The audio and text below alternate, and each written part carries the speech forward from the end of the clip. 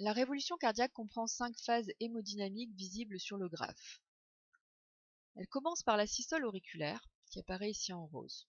Elle est suivie par la systole ventriculaire, elle-même divisée en 2 phases. Systole ventriculaire isovolumétrique ou contraction isovolumétrique, systole ventriculaire phase d'éjection.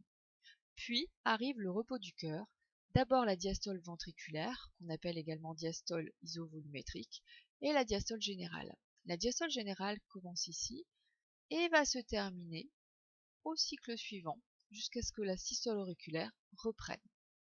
Nous mesurons sur ce document le volume de sang dans les ventricules, soit le ventricule gauche, soit le ventricule droit.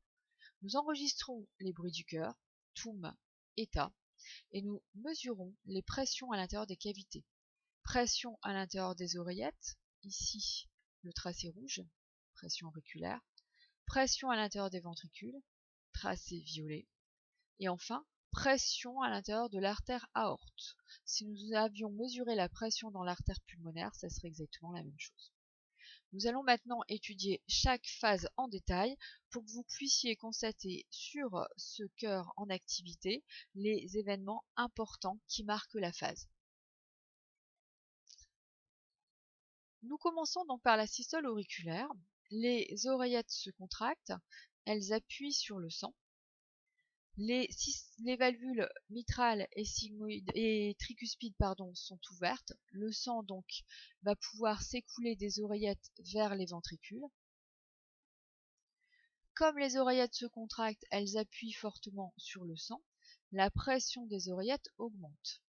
Comme le sang est envoyé vers les ventricules sous pression, la pression du ventricule augmente également. On constate également que le volume ventriculaire va augmenter puisque le sang est en train de le remplir. Les oreillettes vont appuyer sur le sang jusqu'à ce qu'elles aient envoyé la totalité du sang dans les ventricules, puis leur pression va diminuer.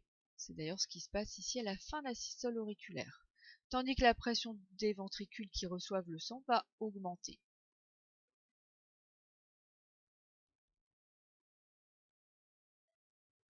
À la fin de la systole auriculaire, quand tout le sang aura été envoyé dans les ventricules, les portes vont se fermer, les valvules tricuspides et mitrales. Nous entendrons le premier bruit, TOUM. Voilà, les portes sont fermées, le sang est ici dans les ventricules se contractent, elles sont ici en train d'appuyer sur le sang. Comme toutes les valvules sont fermées, nous sommes dans une phase isovolumétrique puisque le sang ne peut pas sortir et on ne peut pas en faire entrer également. C'est pour ça qu'ici le volume est constant. La pression du sang dans les ventricules ne fera qu'augmenter puisque les ventricules se contractent, donc la pression augmente, augmente, augmente, augmente. Et quand elle sera vraiment trop forte, supérieure à la pression de l'artère aorte qui est ici, les valvules n'auront plus le choix. Elles seront obligées de s'ouvrir pour laisser passer le sang de l'autre côté. On assistera donc à la phase d'éjection du sang vers les artères. Donc pour l'instant, on est encore en volume constant puisque toutes les valvules sont fermées. Puis le sang va être éjecté dans les artères car les valvules vont s'ouvrir. Voilà, phase d'éjection du sang. À la fin de cette systole ventriculaire phase d'éjection, la pression dans le ventricule va diminuer puisque le sang est envoyé vers les artères puis vers les organes. Donc progressivement la pression va diminuer.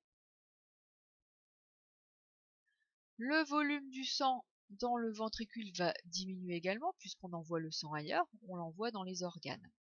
Quand tout le sang sera passé, pour éviter qu'il revienne en arrière, on devra fermer les valvules sigmoïdes et c'est là qu'on entendra le bruit TA.